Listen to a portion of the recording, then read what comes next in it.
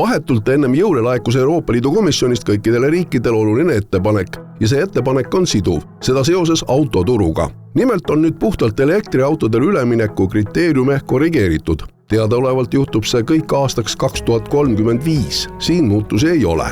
Mitte 100% ei pea olema siis nullheitmega autod aastast 2035, vaid 90%. Seega jäeti selline väike 10% mängumaa ja seda põhjendati siis tegelikult, et jäetakse ruumi siis pistikhübriididele, mis võivad põletada kütuseid ja samamoodi ka siis sisepõlemismootoriga autodele jäeti ruumi eelkõige selle mööndusega, et pääseks ka e-kütus, sünteetiline kütus turule. Ega see väga palju suuresti pilti ei muuda, et ta on selline järeleandmine või kompromiss tulenevalt sellest, et Saksamaa ja Itaalia väga tugevalt pressisid ka siis juba mõned aastad tagasi, kui see tänane kehtiv seadus vastu võeti, taheti erandit sellistele V8 mootoriga autodele, sportlikematele autodele, et e-kütus oleks lubatud.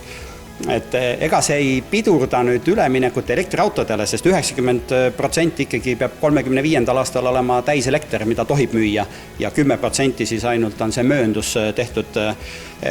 Vaatame selle aasta numbreid 10 kuuga on, ja kui ma ütlen, et Saksamaa oli üks selline, kes siis lobistas kõige rohkem koos Itaaliaga, Saksamaal on 10 kuuga elektriautode müüginumbrid kasvanud 39%. Et tegelikult Saksamaal ei ole midagi hullu. Belgia, Holland, Prantsusmaa samamoodi. Prantsusmaa oli muide väga tugevalt vastu sellele järeleandmisele ka teised autotootjad. Et tegemist on kompromisside kunstiga, kompromissiga. Euroopa elektriautode müük kasvab. Eestis on ta 10 kuuga langenud 33%. Langevad ka muu segmendi sõidukid. Pistikhübriidide kasvu, mis on üle 32%, lisaks sellele 25,7% täiselektriliste autode müügi kasvule. Ja kui me võrdleme nüüd, mis on toimunud siis bensiini ja diiselautodega, bensiin on languses veidi üle 18%, diiselautode siis müüginumbrid on langenud üle 24%, et see kõik väga selgelt näitab, et tegelikult on tarbijad elektriautod üles leidnud.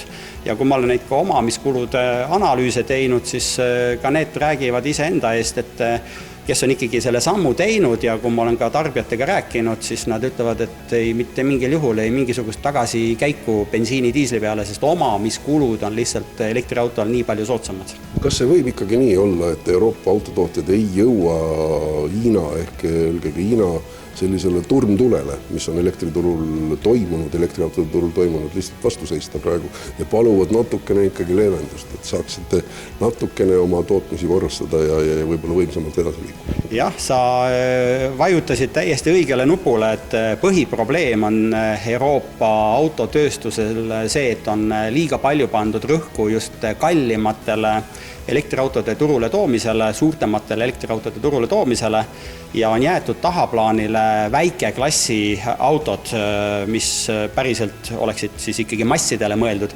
Ja selle probleemiga on nüüd viimastel aastatel tõsiselt Euroopa autotööstus tegelenud ja ka eelmisel aastal, sellel aastal on selliseid väikeklassi elektriautosid turule toodud, ka siin salongis me neid näeme, aga see on veidi liiga hilja ja seetõttu on antud nii-öelda siis eelis või võimalus ka Hiina elektriautodele ja need on näidanud väga jõulist kasvu. Sellel aastal tõusnud üle 7% müügi osakaalust Euroopas ja hiinlastel on ette näidata väga lai arsenal alates väikeklassi elektriautodest kuni väga luksuslike elektriautodeni välja. Hiina elektriautodele kehtivad kaitsetollid, aga sellest hoolimata on hinnad head. Nüüd hakatakse toetusi jagama ka Euroopa autotööstusele.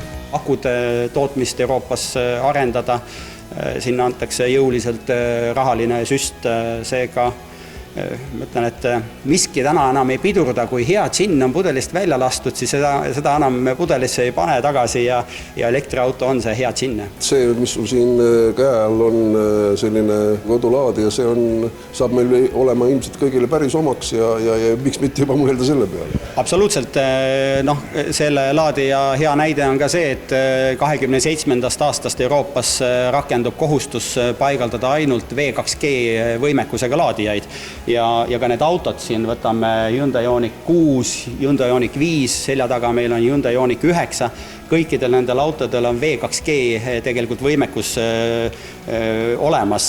Selgelt on välja öeldud Ioniq 9 puhul ja kui nüüd võttagi see V2G laadija ja V2G võimekusega auto, siis ma ütleks, et on väga imelised võimalused tarbijatel minna õhtul koju, hind on 1000 eurot megavatt-tund, võtad selle elektriauto akust, öösel paned nullhinnaga tagasi, seega ma ütleks, elektriautot toovad imelised võimalused, millest me täna isegi ei oska unistada. Sellised arengud on siis toimumas elektriautode vallas. Aasta 2035 ei ole mägede taga.